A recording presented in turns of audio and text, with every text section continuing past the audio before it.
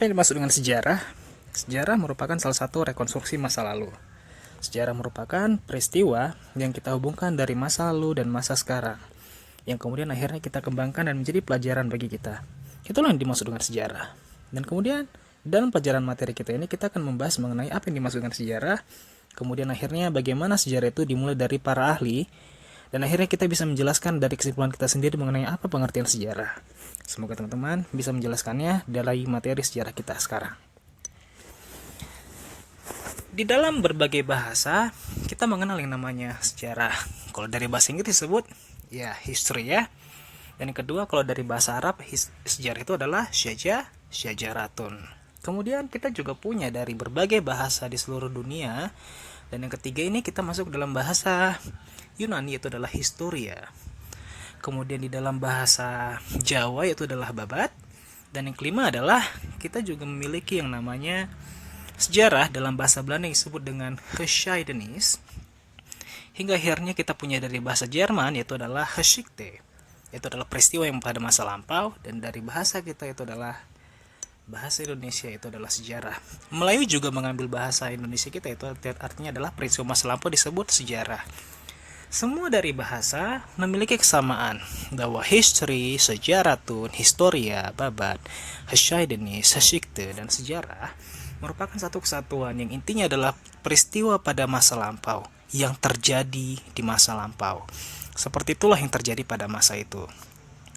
Di dalam sejarah juga kita memiliki salah satu dewi sejarah yang bahkan di dalam mitologi Yunani kuno yang disebut dengan Dewi Clio. Seperti ini di gambarnya, yang mencatat peristiwa-peristiwa yang terjadi di masa lampau. Kira-kira begitulah interpretasi mengenai kegunaan dari Dewi Clio pada masa Yunani kuno di masa lalu. Berikut akan saya jelaskan mengenai apa itu sejarah dan semoga kita masih bisa menyimaknya. Yakni adalah karena masih berhubungan tentang masa lampau, semua pasti menjelaskan dari masa lampau. Sejarah artinya adalah dari kata bahasa Arab itu adalah syajaratun yang berarti pohon, yang kemudian akhirnya bercabang-cabang dari titik yang saling berhubungan.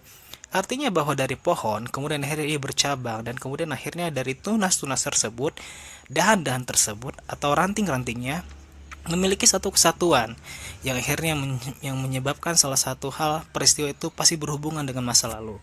Ya, itu juga disebut dengan sebagai keluarga kita ya, atau silsilah ya pada masa itu.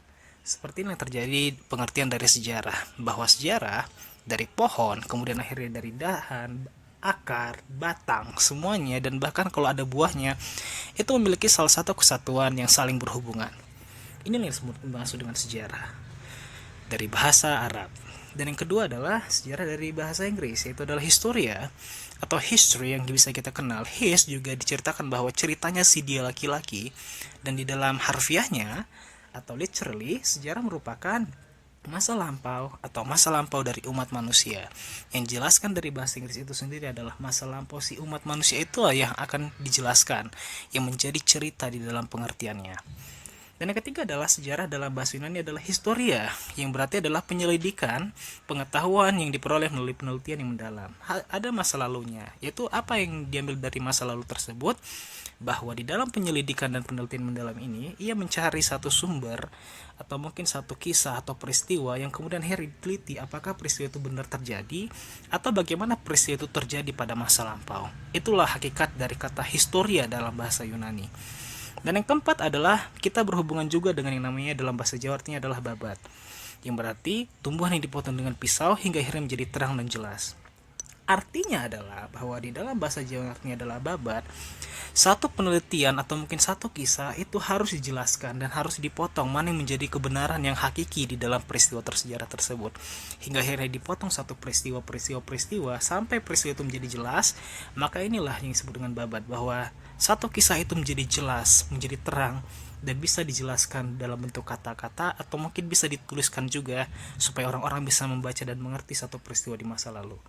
Jadi intinya sejarah merupakan salah satu kaitan yang sangat berhubungan antara satu dengan yang lainnya, sehingga menyebabkan kita menjadi mengetahui tentang apa yang dimaksud dengan sejarah tersebut.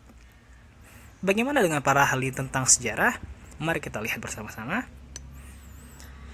Ya, ini dari Bapak Wakil presiden kita pada masa lalu yaitu adalah wakil presiden kita yang pertama, itu adalah Bapak Muhammad Hatta. Sejarah dalam wujudnya memberikan pengertian tentang masa lalu yang hanya bukan sekedar tidak melahirkan kriteria atau tidak hanya sekedar kejadian di masa lampau, tetapi pemahaman masa lampau yang di dalamnya mengandung berbagai dinamika, mungkin berisi problematik pelajaran bagi umat berikutnya.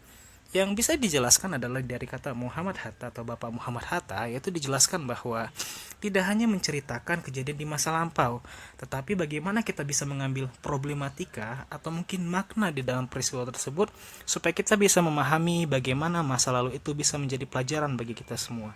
Inilah yang dimaksudkan Bapak kita, yaitu adalah Bapak Muhammad Hatta. Dan yang kedua adalah Bapak Sejarah Indonesia kita, itu adalah Muhammad Yamin. Sejarah adalah ilmu pengetahuan yang disusun atas hasil penyelidikan beberapa peristiwa yang dibuktikan dengan bahan kenyataan. Ditekankan oleh Bapak Muhammad Yamin adalah bahwa di dalam sejarah itu harus ditekankan adalah, iya benar sekali, yaitu adalah sumber terpercaya agar menjadi salah satu bukti yang menyebabkan bukti itu bisa hidup dan menjadi kenyataan. Di dalam sejarah haruslah kita menghidupkan salah satu kenyataan yang hidup di masa lampau. Maka dengan demikian, sejarah sebagai ilmu pengetahuan yang mengedepankan yang namanya kebenaran, inilah yang menyebabkan sejarah itu menyerupakan salah satu peristiwa yang unik dan kemudian benar adanya dan dibuktikan dengan fakta-fakta yang terpercaya. Seperti ini yang dikatakan oleh Bapak Muhammad Yamin. Kalau Bapak Muhammad Hatta menjelaskan bahwa adanya satu pelajaran moral, maka Muhammad Yamin menjelaskan bahwa adanya kenyataan atau bukti sumber yang bisa dipercaya bahwa itu terjadi atau mungkin itulah cerita yang sebenarnya. Dan yang ketiga adalah dari Bapak yang menjelaskan tentang pengertian sejarah dari nasional adalah Bapak Ruslan Abdul Ghani.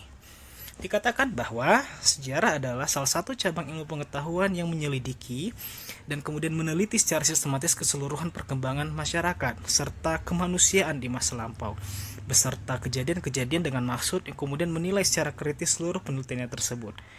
Hampir sama dengan yang dijelaskan oleh Bapak Muhammad Yamin bahwa dalam Ruslan Abdul Ghani, sejarah diidentikan dengan yang namanya satu bukti nyata. Di samping, Ruslan Abdul Ghani juga menjelaskan bahwa menilai secara kritis hasil penelitian tersebut, bahwa di dalam penulisan peristiwa sejarah atau mungkin penciptaan atau kreasi penelitian sejarah ini harus didasari oleh, yaitu adalah didasari tidak hanya berdasarkan fakta-fakta menjadi utamanya, namun juga menjelaskan bagaimana kita meneliti secara kritis tentang apa peristiwa yang terjadi di masa lampau, agar apa?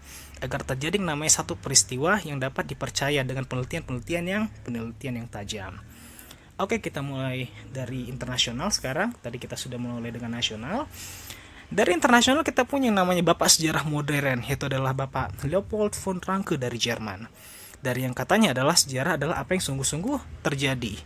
Yang waktu saya kuliah dulu, sejarah dari Leopold von Ranke adalah sejarah ditulis sebagaimana adanya. W.A.S. and List Hewesen, yaitu adalah sejarah harus ditulis sebagaimana adanya. Seperti itulah yang terjadi yang dijelaskan oleh Leopold von Ranke. Untuk apa? Supaya terjadi namanya fakta-fakta yang bisa terpercaya dan tidak ada ditutup-tutupi. Inilah hakikat dari sejarah menurut Leopold von Ranke, Bapak historiografi modern kita saat ini. Itu adalah Leopold von Ranke. Dan yang kedua adalah kita mengenal yang namanya Marc Bloch, yaitu adalah mungkin dari Jerman atau dari Perancis ya kayaknya ya. Marc Bloch mengatakan bahwa sejarah merupakan ilmu manusia dalam rentang waktu.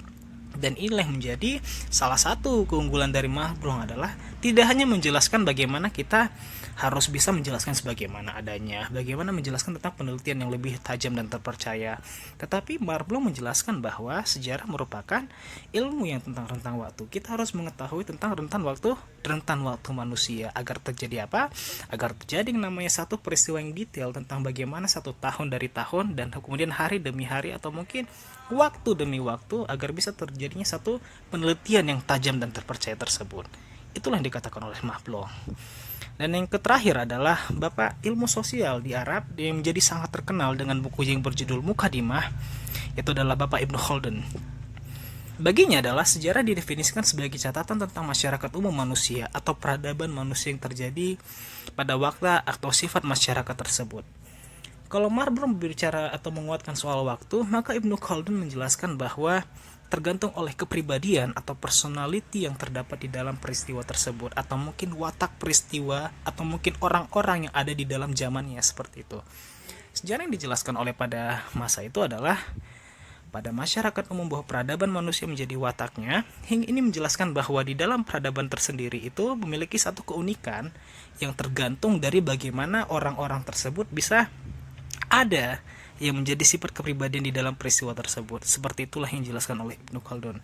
Dan yang kedua adalah dari catatan-catatan tersebut ternyata berdinamika antara abad pertama atau mungkin abad yang satu dengan abad yang lainnya, yang tergantung dari bagaimana manusia mendeskripsikan atau memberikan perspektif atau pandangan mengenai zamannya pada masa itu, bagaimana pemerintahan yang terjadi pada masa itu, bagaimana keadaan sosial dan budaya masyarakat pada masa itu. Ini yang dijelaskan oleh Ibnu Khaldun. Bagaimana? Apakah sudah mengerti? Ya sudah, baiklah, kita jelaskan bahwa dari kesimpulannya adalah Bapak Muhammad Hatta menjelaskan bahwa pelajaran yang harus kita petik di dalam satu peristiwa sejarah itu adalah makna hakikat sejarah yang sejati. Kemudian yang kedua adalah Muhammad Yamin yang menjelaskan bahwa adanya dibuktikan satu sumber tentang kenyataan. Dan yang ketiga adalah Ruslan Abdul Ghani, kita harus meneliti secara tajam dan terpercaya tentang peristiwa tersebut. Dan yang keempat adalah Leopold von Ranke menjelaskan bahwa sejarah harus ditulis sebagaimana adanya atau fakta-fakta itu benar-benar nyata terjadi dan tidak ada yang ditutup-tutupi. Dan yang kelima adalah Marblo, yaitu adalah menjelaskan tentang rentan waktu. Dan yang terakhir adalah Bapak Ibnu Khaldun yang menjelaskan bahwa satu peradaban dari manusia ke manusia yang lain itu berbeda tergantung dari watak sosial dan budaya atau sosial politik yang terjadi di masanya. Terima kasih banyak, dan kalau ada kritik dan saran saya siap untuk menerimanya. Terima kasih.